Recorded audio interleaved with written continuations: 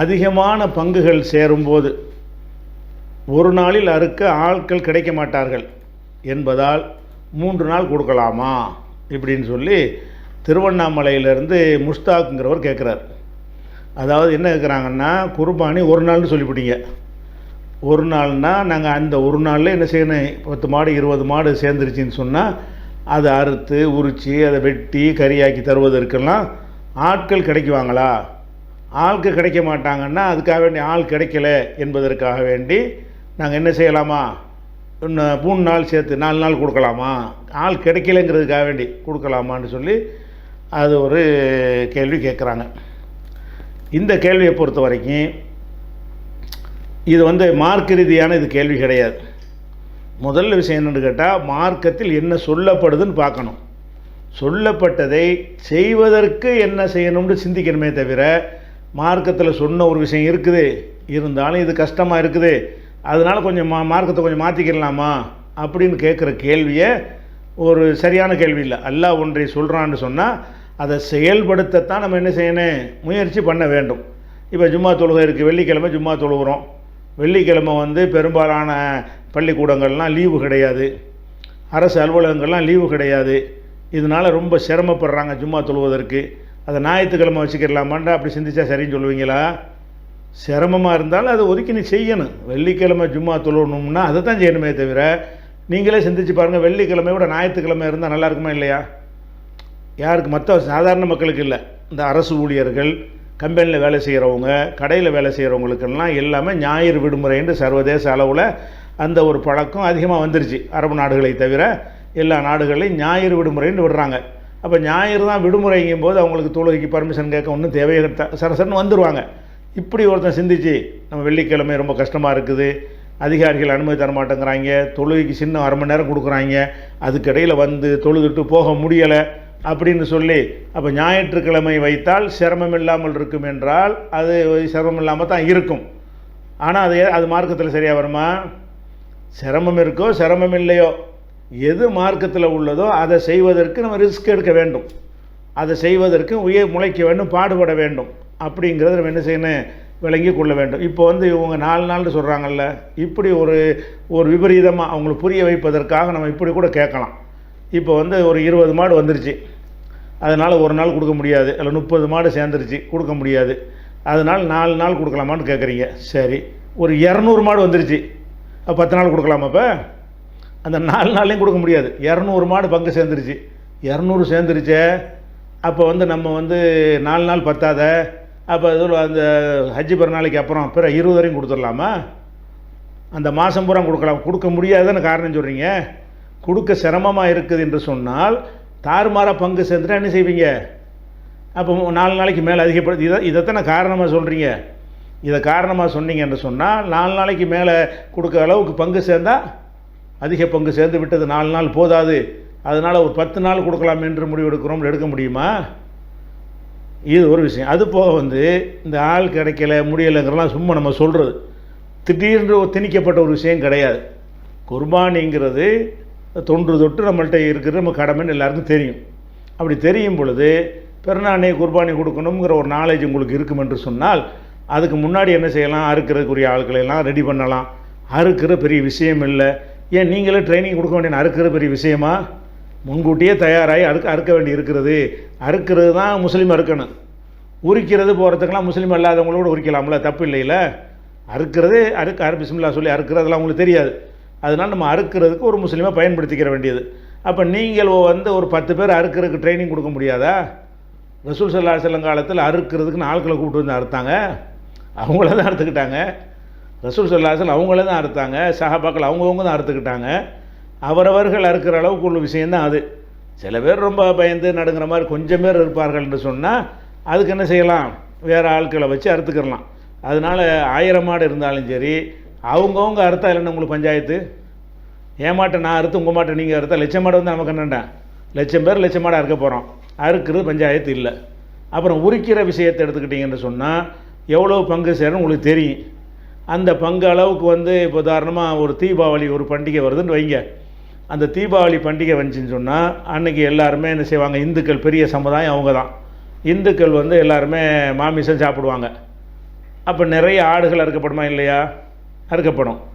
அப்போ நமக்கு அறுக்கிறத விட ஜாஸ்தியாக அறுக்கப்படும். தீபாவளி அன்றைக்கி என்ன செய்யப்படும்? அறுக்கப்படும். எல்லோரும் மாமிசம் சாப்பிடுவாங்க. அவ்வளவும் அறுத்து உரிக்க ஆள் இருக்க போய் தானே செய்கிறாங்க. ஆள் இருக்க தானே செய்யுதுங்க. அதனால் நீங்கள் மெனக்கட்டிங்கன்னா என்ன செய்யும்? அறுக்கிறது முஸ்லீம் வீட்டை அறுக்க வேண்டியது, உரிக்கிறது வெட்டுறதுக்கு என்ன செய்யலாம்? எத்தனையோ கிராமங்கள்ல எல்லாம் கசாப்பு கடை வச்சுக்கிறவங்க இருப்பாங்க. அவங்களெலாம் வியாபாரம் இருக்காது. இங்கே எங்களுக்கு 2 மாடு அறுக்க, மாடு உரிக்கணும், வர்றியான்னா அந்த வேலையை செய்யக்கூடியவர்கள் வந்து தோலை உரித்து தருவாங்க. தோல் உரிக்கிறது தான் கொஞ்சம் சிரமமான ஒரு வேலையாக இருக்கும். அப்புறமேல கட் பண்ணுறது கூட நம்ம இஷ்டத்துக்கு செய்யலாம். வியாபாரத்துக்காக வெட்ட போகிறோம், சும்மா துண்டு துண்டாக வெட்டி கூட கொடுக்கலாம். ஒரு ஆளுக்கு தொடையை கொடுக்கலாம், ஒரு ஆளுக்கு வயிற்று பகுதியை கொடுக்கலாம். இப்படி பீஸாக வெட்டணும்லாம் அவசியம் கிடையாது. அதெல்லாம் ஒரு பெரிய கஷ்டம் கிடையாது. நம்ம மார்க்கத்தை நிலைநாட்டணும்னு பார்க்கணுமே தவிர எங்கள் வசதிப்படி இருந்தால் தான் அதை செய்வோங்கிற மாதிரி சிந்திக்கவே கூடாது. இப்படி சிந்திச்சா மார்க்கம் டோட்டலாகவே போயிடும். மார்க்கத்தினுடைய அந்த தூய்மையான தன்மை வந்து போயிடும். அது போக இன்னொரு சகோதரர் கேள்வி கேட்டிருக்காரு. அந்த கேள்வியிலையும் ஒரு பதில் இருக்குது. அவர் கேள்விக்கு தான் கேட்டிருக்காரு.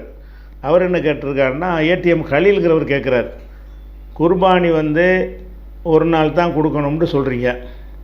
அப்போ ரசூல் ஸல்லல்லாஹு அலைஹி வஸல்லம் அவர்கள் 100 ஒட்டகம் குர்பானி கொடுத்தாங்கன்னு வருது.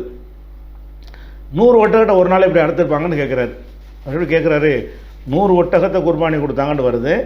100 ஒட்டகத்தை ரசூல் ஸல்லல்லாஹு அலைஹி வஸல்லம் எப்படி ஒரு நாளில் அறுத்துருக்க முடியும் என்று கேட்குறாரு. அப்போ ஒரு நாளில் அறுத்தாங்கன்னு வருதுல்ல, முடியும்னு கேட்கக்கூடாது. ஏன் அப்படின்னு கேட்குறீங்கன்னு கேட்டால், அறுத்தல் என்று சொன்னால் அறுப்பது, அப்புறம் தோலை உரிப்பது, இறைச்சியை துண்டு வெட்டுவது எல்லாத்தையும் சேர்த்து நீங்கள் பார்க்குறீங்க.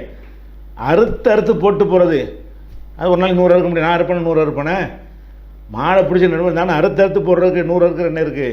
அந்த 100ல் கூட ரசூல் ஸல்லல்லாஹு அலைஹி வஸல்லம் வந்து 63 ஒட்டகத்தை அறுக்கிறாங்க, மீதியை அலியை அறுக்க சொன்னாங்கங்கிற ஒரு செய்தி முஸ்லீமில் வரக்கூடிய அறிவிப்பில் வருகிறது. அப்போ ரசூல் ஸல்லல்லாஹு அலைஹி வஸல்லம் வந்து அன்றைக்கு அறுத்தார்கள்னு வருதுன்னு சொன்னாலேயே இந்த கேள்விக்கு பதிலாக போயிடுது. எந்த கேள்விக்கு? எங்களுக்கு அதிக பங்கு வந்தால் அறுக்க முடியாதுங்கிறீங்களே, 100 மாடை அறுத்துருக்குறாங்களே ஒருத்தங்க ஒரு ஆள் நின்று, அப்போ எவ்வளோ அறுக்க முடியும்? அதனால் வந்து 100 ஒட்டகம் இருக்கிறது கஷ்டமான விஷயம். அப்போ அந்த மாதிரி இருக்கிறதுனால ரசூல் ஸல்லல்லாஹு அலைஹி வஸல்லம் அவர்கள் ஒரு நாள் அறுத்தாங்கங்கிறது அறுக்கிறதுங்கிற ஒரு சின்ன வேலை, அவ்வளவுதான். அடுத்தது வேறு வேலை, அப்போ பங்கு போய் வெட்டுறது கொள்றதுக்கு ஆளுக்கு இருப்பாங்க, டக்குன்னு உரிப்பாங்க, வெட்டுவாங்க, அது வேலை நடந்துக்கிட்டே இருக்கும். ஒரு 50-100 பேர் சேர்ந்து வேலை செய்வாங்கன்னு வைங்களேன். அறுக்குதல் என்பது வந்து ஒரு ஆள் அறுத்துட முடியும். அதனால் வந்து அந்த ஹதீஸில் அப்படித்தான் வருது. அதனால் எப்படி செஞ்சுருப்பாங்கன்னு கேட்குறதை விட எப்படி செஞ்சாங்கன்னு வருதோ அப்படி நம்ம நம்பிட வேண்டியதான். அப்போ அதை வச்சு பார்க்கும் பொழுது ரசூல் ஸல்லல்லாஹு அலைஹி வஸல்லம் அவர்களே ஒரு நாளில் 100 அறுத்துருக்காங்க போது 100 மாடு அவங்களுக்கு பங்கு சேருது ஒரு ஊர்லேயும் குர்பானி கொடுக்குறதுக்கு ரசூல்லா கொடுத்துருக்குறாங்கல்ல. அதுபோல் ரசூல்லா மட்டும் கொடுக்கல, பல பேரும் கொடுத்துருப்பாங்க. அதெல்லாம் சேர்த்து பாருங்கள். அதெல்லாம் உரிக்கிறதுக்கு அறுக்கிறதுக்கு ஆளுக்கு எங்கே போகிறது? ரசூல்லா மட்டும் கொடுக்கலையே, நிறைய பேர் கொடுத்துருப்பாங்களே. அப்படின்னு பார்க்கும் பொழுது நம்ம இந்த வசதிங்கிற ஒரு சிந்தனையை கழிச்சிடணும். நமக்கு இதுதான் வசதியாக இருக்கிறது, அந்த இபாதத்தை ஏற்றுக்கொள்வது முடியுமா? ஒன்றுக்கு நேரம் காலம் நிர்ணயித்து இருந்தால் அந்த நேரத்துக்குள்ளே தான் அதை செய்கிற கடமையாக இருக்குமே தவிர அந்த நேரத்தை தள்ளி போடுவது வந்து அது சரியான ஒரு முறை கிடையாது. நம்மளாக செய்யக்கூடாது. மார்க்கம் அப்படி சலுகை கொடுத்துருந்தா என்ன செய்யலாம்? நோன்பை தள்ளி போடுறோம், நோயாளினால் தொழுகையை தள்ளி போட முடியாது. அப்படி அல்லாஹ் வந்து எதில் சலுகை கொடுத்துருக்குறானோ அதில் செஞ்சுட்டு போங்க. இதில் அப்படி முடியாட்டி இன்னொரு நாளைக்கு அறுத்துக்குங்கன்ட்டு அப்படி எந்த ஒரு சலுகையும் குர்ஆன்லேயும் ஹதீஸ்லையும் இல்லை. அதனால் வந்து 3 நாளுங்கிற கணக்கை வச்சு செய்யக்கூடாது. இன்னும் சொல்லப்போனால் அவர் கேட்டதுனால இந்த 100 ஒட்டகம் கொடுத்த விஷயம் இருக்குது இல்லையா, அதில் இப்போ ஒரு விவாதம் ஓடிக்கொண்டிருக்கிறது. 100 ஒட்டகம் கொடுத்த விஷயமாக ஒரு விவாதம் வந்து சில ஆலிம்கள் என்ன செய்கிறாங்க, எனக்கு கூட அனுப்பி வச்சுருந்தார், ஒரு மௌலவி அனுப்பி வச்சுருக்காரு. என்ன அனுப்புகிறாருன்னு கேட்டால், இந்த ரசூல் ஸல்லல்லாஹு அலைஹி வஸல்லம் 100 ஒட்டகம் கொடுத்த விஷயம் வந்து அதே மாதிரி 7 பேர் கூட்டாக சேர்ந்தாங்கல்ல, ஒவ்வொரு ஒட்டகத்தில் 7 பேர், இந்த விஷயம் வந்து இது வந்து குர்பானிக்கு உள்ளது இல்லை.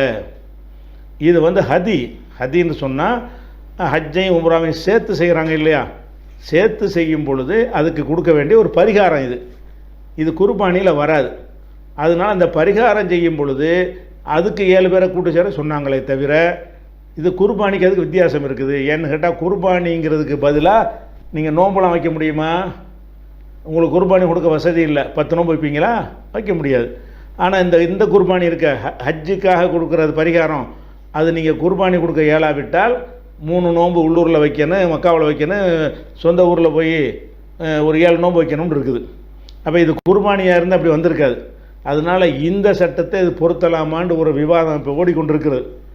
அதை நம்ம ஆய்வு பண்ணலை, ஒரு கொஸ்டினாக வைத்து கொண்டிருக்கிறார்கள். இப்போ அவசரமாக இப்போ அவசரமாக ஆய்வு பண்ண தேவையும் இல்லை, அதையும் ஆய்வு பண்ண வேண்டியிருக்கு. இது ஹதிக்கு உரிய விஷயத்தை கொண்டு குர்பானியோட சம்மந்தப்படுத்தாதீங்க என்று ஒரு சர்ச்சை ஓடிக்கொண்டிருக்கிறோம். தகவலுக்கு சொல்லிக்கிறேன் இன்ஷால்லா. அதை பற்றி நம்ம என்ன செய்வோம், இது குர்பானி வேறு ஹதி வேறு தானா, இந்த சட்டம் அதுக்கு பொருந்துமா அப்படிங்கிறத மேலோட்டமாக பதிவுகளில் போடுறாங்க. அது சரிதானா, அதுக்கு மாற்றமான கருத்து இருக்குதா என்பது என்ன செய்வோம் நம்ம இன்ஷா அல்லாஹ் தேடி ஆய்வு செஞ்சு பிறகு உங்களுக்கு தெரிவிப்போம். அது ஒரு விஷயம்.